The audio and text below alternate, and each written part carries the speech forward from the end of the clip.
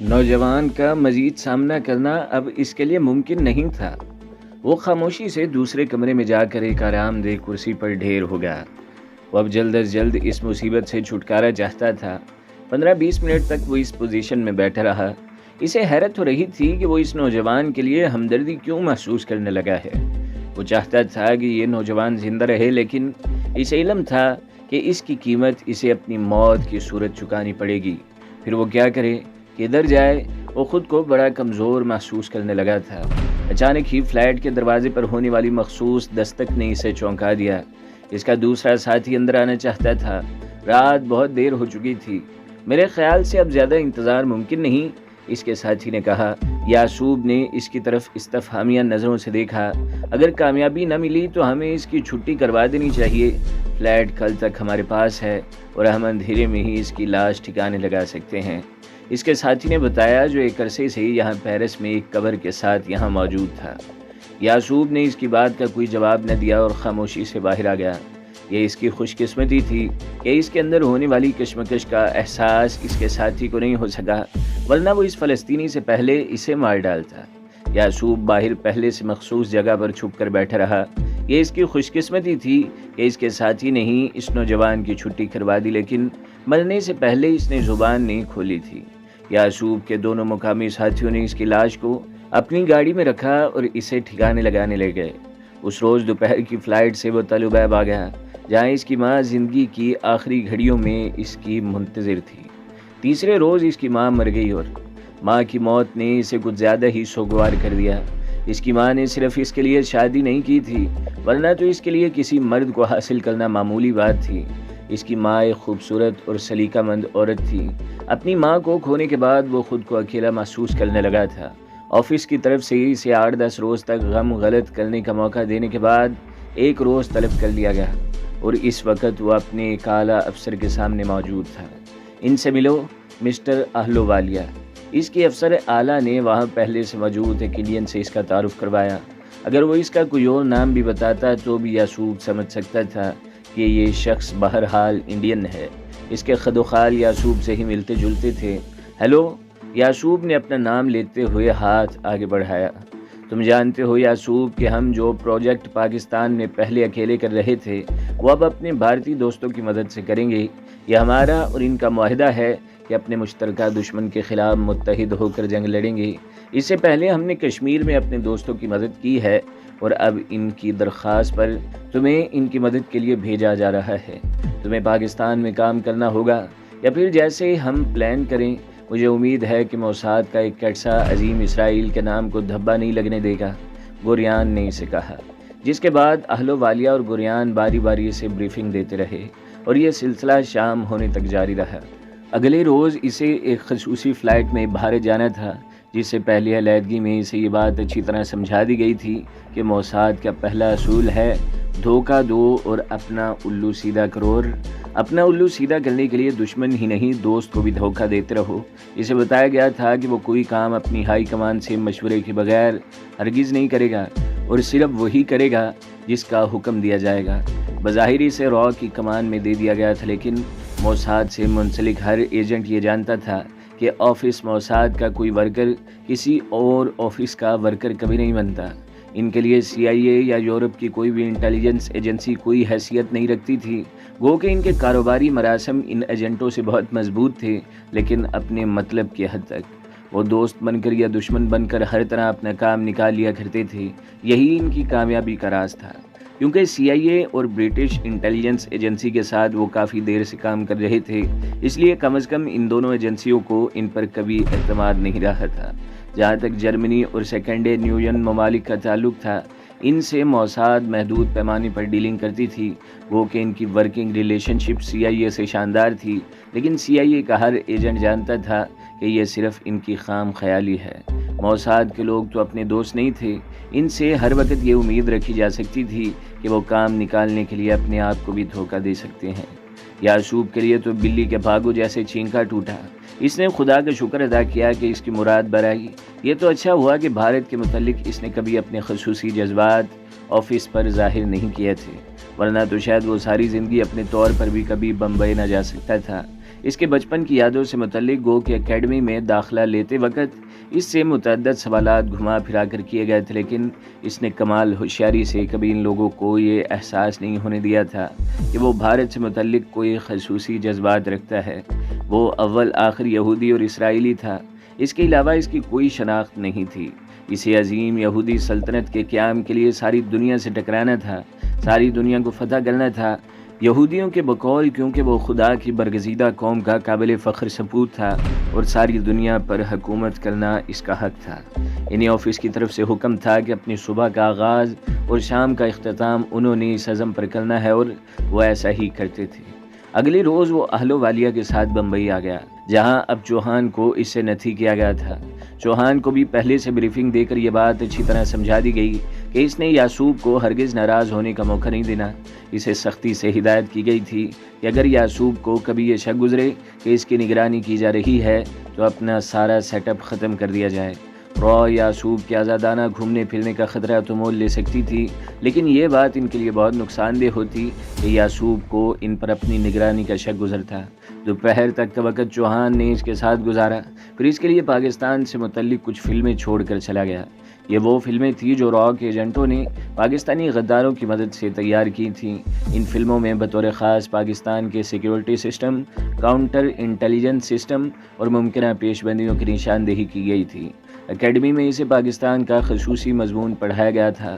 پاکستان کی ایٹمی قوت سے متعلق بہت سی باتیں بتائی گئی تھیں، اور یعصوب کی اس مضمون میں دلچسپی دیکھ کر اسے پاکستان پر خصوصی مواد پہنچایا گیا تھا، لیکن اسے تسلیم کرنا پڑا کہ چوہان جو فلمیں چھوڑ گیا ہے ان میں کچھ معلومات ایسی موجود تھیں جو ابھی تک انہیں نہیں مل پائی تھیں، یا پھر آفس سے اس تک محدود معلومات پہنچی تھیں، کیونکہ یہ بات تو وہ بھی جانتا تھا کہ موساد بہرحال را سے زیادہ اپنے دشمنوں سے باخبر ہے اور پاکستان ان کا دشمن نمبر 1 ہے۔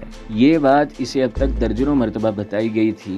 انہیں اکیڈمی میں سمجھایا گیا تھا کہ مستقبل میں اگر کوئی مسلم ملک اسرائیل کے لیے خطرہ پیدا کر سکتا ہے تو وہ صرف اور صرف پاکستان ہے، کیونکہ وہی ایک ایسا مسلم ملک ہے جس نے نیوکلیئر ٹیکنالوجی میں کمال حاصل کیا ہے، اور اس کا ایٹمی بم ہی اسلامی بم ہے، اور جو کبھی بھی کسی بھی لمحے اسرائیل پر پھٹ سکتا ہے۔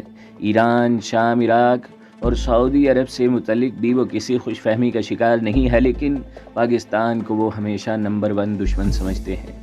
سیٹھ دارو والا کو سوائے 100 کا 1000 اور 1000 کا لاکھ بنانے کے اور کسی کام سے کچھ غرض نہیں تھا۔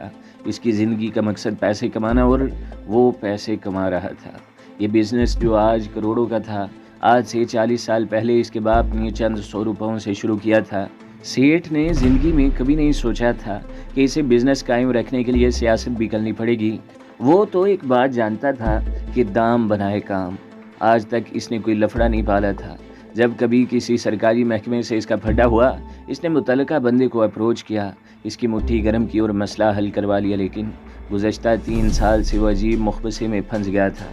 اس روز وہ معمول کے مطابق اپنے ہیڈ آفس میں بیٹھا تھا جب اچانک دروازہ کھلا اور اس کی فیکٹری کی یونین کا ایک سرکردہ ممبر اندر گھس آیا۔ کیا بدتمیزی ہے! سیٹھ دارو والا نے، جو اپنی سیکرٹری کو نوٹس دے رہا تھا، اسے پھاڑ کھانے والی نظروں سے دیکھا۔ بدتمیزی تو اب ہوگی سیٹھ صاحب، ابھی تو ہم تمیز کے دائرے میں رہ کر آپ سے بات کرنا چاہتے تھے، لیکن معلوم ہوتا ہے آپ ہماری زبان نہیں سمجھتے، اور اب آپ سے اس زبان میں بات کرنی پڑے گی جو آپ کو بہت جلد سمجھ آ جائے گی۔ سیٹھ اس کے تیور دیکھ کر چکرا گیا تھا۔ اس نے کبھی کسی یونین والے کو اس موڈ میں نہیں دیکھا تھا، اور نہ ہی وہ کوئی نیا پھڈا کھڑا کرنا چاہتا تھا۔ ابھی 2 روز پہلے اس نے بمشکل بجلی والوں کا قصہ نمٹایا تھا۔ دیکھو، اس وقت میں تمہارے ساتھ بات نہیں کرنا چاہتا، تم باہر جاؤ اور میں جلدی تمہیں خود بلا کر بات کروں گا۔ سیٹھ نے چاہا کہ کسی بھی طرح معاملے کو فی الوقت ٹال دے۔ نہیں سیٹھ، آج تمہیں بات کرنی ہی پڑے گی، اس نے سامنے میز پر مکہ مارتے ہوئے کہا۔ سیٹھ کے تو ہاتھ پاؤں پھول گئے۔ اسے سمجھ نہیں آ رہا تھا کہ کیا کرے، کہاں جائے۔ اس نے سیکرٹری کو واپس جانے اور مینیجر کو اندر بھیجنے کا حکم دیا۔ تھوڑی دیر بعد مینیجر وہاں پہنچ گیا۔ پہلے تو سیٹھ نے اس پر خوب غصہ نکالا کہ اس کے ہوتے ہوئے آخر ان لیڈروں کو کمرے میں آنے کی جرت کیسے ہوئی۔ مینیجر جو بیچارہ خود دونوں طرف سے مارا جا رہا تھا، ایک طرف یونین والے اس کی جان کو آئے ہوئے تھے اور دوسری طرف سیٹھ اس کے در پہ تھا۔ سر میں نے، اس نے کچھ کہنا چاہا جب سیٹھ نے اسے ڈانٹ کر اس کی بات کاٹ دی۔ Shut up! تمہیں کیا اس بات کی تنخواہ ملتی ہے اس نے غصے سے کپ کپاتے ہوئے کہا، اے سیٹھ، اپنا لفڑا نمٹاتے رہنا، پہلے مجھ سے بات کرو۔ یونین لیڈر نے مداخلت کی۔ ٹھیک ہے، میں تمہیں کل تک جواب دے دوں گا، سیٹھ نے کہا۔ ایک بات یاد رکھنا، اب ہم 1 منٹ کی مہلت نہیں دیں گے، کل ہمارے مطالبات پورے ہوں گے یا پھر۔ اس نے اپنی بات کے آخر میں خطرناک سا اشارہ کیا اور دروازہ ٹھک سے بند کرتا باہر چلا گیا۔ دفع ہو جاؤ اور اکاؤنٹنٹ سے اپنا حساب کلیئر کر لو، مجھے تم جیسے گدوں کی کوئی ضرورت نہیں، سیٹھ نے غصے سے کھولتے ہوئے کہا۔ سر میں بے قصور ہوں، مینیجر گھبرا گیا۔ گیٹ آؤٹ، میری نظروں کے سامنے سے اس وقت دفع ہو جاؤ، ورنہ میں گارڈ کو بلا کر تمہیں دھکے دے کر نکلوا دوں گا۔ Get last. اس نے غصے سے کھڑے ہو کر ہاتھ کی انگلی سے سامنے دروازے کی طرف اشارہ کیا۔ مینیجر نے دیکھ لیا تھا کہ سیٹھ کا موڈ بہت خراب ہے اور فی الوقت مصلحت اسی میں ہے کہ وہ یہاں سے چلا جائے، ورنہ وہ جو کہہ رہا ہے اس پر ضرور عمل کر گزرے گا، اور وہ چپ چاپ باہر نکل گیا تھا۔ سیٹھ کو اس صورتحال نے بہت پریشان کر دیا تھا۔ ایک تو کام دھندہ نہیں رہا تھا، روز بروز پروڈکشن کم ہو رہی تھی، اور دوسری طرف یہ مصیبت جان کو آ گئی تھی، اسے بہرحال اس سے نمٹنا تھا۔ کافی دیر تک وہ سر پکڑے بیٹھا رہا، پھر اچانک ایک خیال نے اسے جھونکا دیا۔ اسے یاد آیا 4-5 روز پہلے جب وہ ایک ہوٹل میں معمول کا ڈنر کر رہا تھا تو اس کا تعارف اس کے دوست مسٹر قریشی نے کسی ضیائی صاحب سے کروایا تھا، جس کے متعلق اتنا کچھ کہہ دیا تھا کہ سیٹھ اس کی باتوں میں دلچسپی لینے پر مجبور ہو گیا۔ وہ سرمایہ دار تھا، اسے ایسے آدمیوں کی ضرورت رہتی تھی۔ ضیائی جب اس کے ساتھ گفتگو میں شامل ہوا تو اس کی دلچسپی بڑھتی چلی گئی۔ ضیائی کا بات کرنے کا انداز بہت دلچسپ تھا۔ قریشی سے سیٹھ دارو والا کی ملاقات خاصی پرانی تھی۔ قریشی اس کی بیوی کا دور کا رشتہ دار بھی تھا اور مقامی سیاست میں اس کا اثر و رسوخ روز بروز بڑھتا جا رہا تھا۔ جس علاقے میں اس کی رہائش تھی وہاں کا وہ کونسلر بھی تھا اور ابھرتی ہوئی مقامی تنظیم کا مقتدر لیڈر بھی۔ سیٹھ دارو والا اس کے ساتھ ایسی میٹنگز کبھی کبھی کر کے مقامی سیاست سے باخبر رہنے کی کوشش کیا کرتا تھا، کیونکہ قریشی سے بہت سی آف دی ریکارڈ باتیں بتا دیا کرتا جو سیٹھ کے کام آنے والی ہوتی تھی۔ سیٹھ اس کی پارٹی کے لیے وقتاً فوقتاً چندہ دے دیا کرتا تھا۔ ایک بات البتہ اس نے بطور خاص نوٹ کی تھی کہ دیکھتے ہی دیکھتے قریشی کی مقامی پارٹی نے بڑا عروج حاصل کر لیا اور وہ لوگ صوبے کی سیاست پر اثر انداز ہونے لگے تھے۔ اسمبلی میں ان کے اچھے خاصے ممبر پہنچ گئے تھے۔ سب سے بڑی بات یہ تھی کہ مقامی سطح پر انہوں نے بڑی تیزی سے خود کو منظم کیا تھا اور وہ جوانوں میں بہت تیزی سے مقبولیت حاصل کر رہے تھے۔ مقامی تنظیم نے اپنا ایک خصوصی ونگ ایسا تیار کر رکھا تھا جو شہر کے جس حصے میں چاہتا تنظیم کی مرضی کے مطابق نتائج حاصل کر سکتا تھا۔ قریشی کی طرف سے ضیائی کی مسلسل تعریف کے ساتھ ساتھ اس نے ضیائی کو ایک بڑی کوالٹی اسکیم مینجمنٹ بتائی تھی۔ ضیائی نے جن پارٹیوں کے ساتھ ماضی میں کام کیا تھا وہ معمولی پارٹیاں نہیں تھیں۔ 10 سال تو وہ یورپ میں گزار کر آیا تھا۔ اس نے سیٹھ دارو والا کو اس کے بزنس سے متعلق ایک ہی نشست میں ایسی معلومات بہم پہنچائی تھیں کہ سیٹھ ہونکوں کی طرح اس کا منہ دیکھتا رہ گیا۔ اس نے خواہش کر کے ضیائی سے اس کا وزٹنگ کارڈ مانگا تھا جو اس نے جھٹ سے نکال کر سیٹھ کو تھما دیا۔ اس کارڈ کا آدھا حصہ تو ضیائی کی ڈگریوں سے بھرا پڑا تھا۔ سیٹھ صاحب، ہم یاروں کے یار ہیں، کبھی کسی کام کے لیے یاد کر لیجئے، دیکھ لیجئے، آپ کو ہماری دوستی کا علم ہو جائے گا، اس نے سیٹھ دارو والا سے کہا تھا۔ اچانک ہی سیٹھ کو ضیائی یاد آ گیا۔ اس نے سوچا اچھا موقع ہے، کیوں نہ اس کی مدد طلب کی جائے۔ فون پر اس نے براہ راست ضیائی کا نمبر ڈائل کیا۔ اس نے آپریٹر کے ذریعے نمبر ڈائل کرنے کا خطرہ بھی مول نہیں لیا تھا۔ ہیلو، دوسری طرف سے کسی خاتون کی آواز سنائی دی۔ سیٹھ نے اپنا تعارف کروانے کے بعد جب ضیائی سے بات کرنے کی خواہش ظاہر کی تو دوسری طرف سے معذرت کرتے ہوئے اس کا نمبر مانگا گیا۔ سیٹھ نے اپنا نمبر لکھوا دیا۔ اسے بتایا گیا کہ اگلے 10 منٹ میں اس کا پیغام ضیائی صاحب کو پہنچا دیا جائے گا۔ اگر وہ مناسب سمجھیں گے تو اس سے خود ہی رابطہ کر لیں گے۔ سیٹھ کے لیے یہ پروٹوکول بڑا الجھا دینے والا تھا۔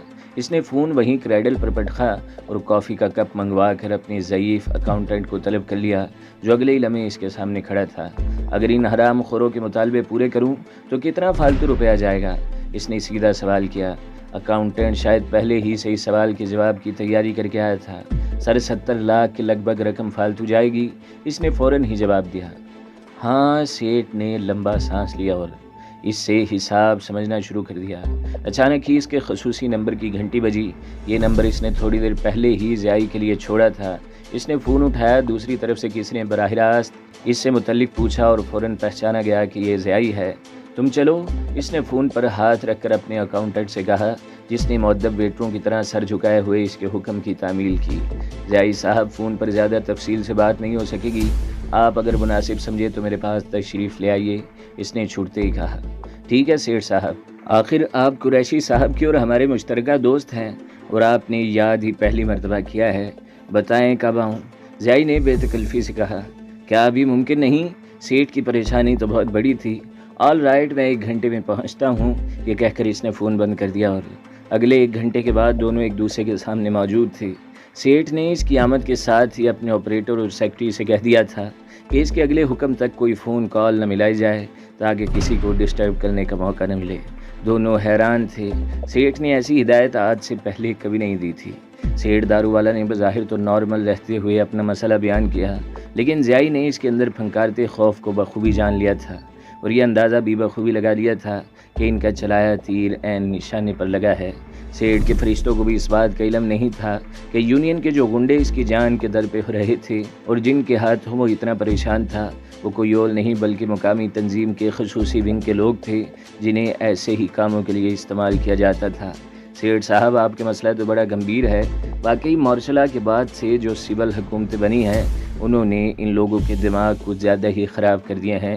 اس کے بعد اس نے اس شہر کی 3 ماضی قریب کی مثالیں پیش کر دیں جہاں مالکان نے یونین والوں سے پھڈا کر کے اپنے کاروبار ٹھپ کروا لیے تھے اور اب وہ کوڑی کوڑی کے محتاج ہو رہے تھے۔ لیکن بے فکر رہیے، آپ کا بال بیکا نہیں ہوگا، اس نے سیٹھ کو اچھی طرح خوفزدہ کرنے کے بعد کہا۔ ضیاء صاحب کچھ کیجئے، میں بہت پریشان ہوں۔ سیٹھ کی تو ہوائیاں اڑنے لگی تھیں۔ دیکھیے سیٹھ صاحب، آپ بزنس مین ہیں، آپ سے زیادہ حالات کو کون بہتر جان سکتا ہے۔ جہاں تک آپ کی یونین کا تعلق ہے سمجھ لیجئے کہ وہ آج کے بعد ختم ہو گئی، لیکن اس بات کی کیا گارنٹی ہے کہ آئندہ ایسا نہیں ہوگا؟ ضیاء نے نیا پانسا پھینکا تھا۔ ہاں کیا گارنٹی ہے اس کی؟ سیٹھ نے بڑبڑانے کے انداز میں کہا۔ میرے نزدیک اس کا ایک مستقل حل ہے اگر آپ پسند کریں تو۔ کیا؟ سیٹھ نے بے چینی سے پہلو بدلا۔ آپ اگر یونین کے مطالبات مانیں تو اس پر کتنا خرچ ماہانہ اٹھتا ہے؟ میرا مطلب ہے آپ کو ماہانہ معمول سے کتنی زیادہ ادائیگی کرنی پڑے گی؟ 70 لاکھ۔ گھبراہٹ میں سیٹھ کے منہ سے بے ساختہ نکل گیا، حالانکہ دوسرے لمحے سے پچھتاوا ہونے لگا کہ اس نے صحیح رقم کیوں بتا دی۔ ٹھیک ہے، آپ ایسا کیجئے کہ فی الوقت مقامی تنظیم جس کی مدد سے ہم نے معاملات کنٹرول کرنے ہیں اس کو 20 لاکھ روپے دے دیں اور آئندہ ماہانہ 5 لاکھ دیتے رہیں۔ اس بات کی گارنٹی آپ کو مل جائے گی کہ آپ کے کاروبار کی طرف کوئی بھی آنکھ اٹھا کر نہیں دیکھے گا، اور شاید میرے نزدیک اس کا کوئی اور حل نہیں۔ یہ بات یاد رکھیے، اس سے پہلے والی انڈسٹری صرف اس لیے تباہ ہوئی کہ ان لوگوں نے سرکاری مدد حاصل کرنے کی کوشش کی تھی۔ ارے یہ پولیس کیا کر سکتی ہے؟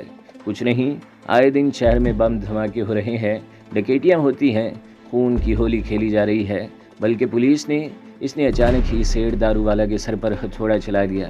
سیٹھ کے تو ہاتھ پاؤں پھول گئے۔ ضیاء صاحب یہ تو بہت زیادہ ہے، اس نے بمشکل یہ الفاظ ادا کیے۔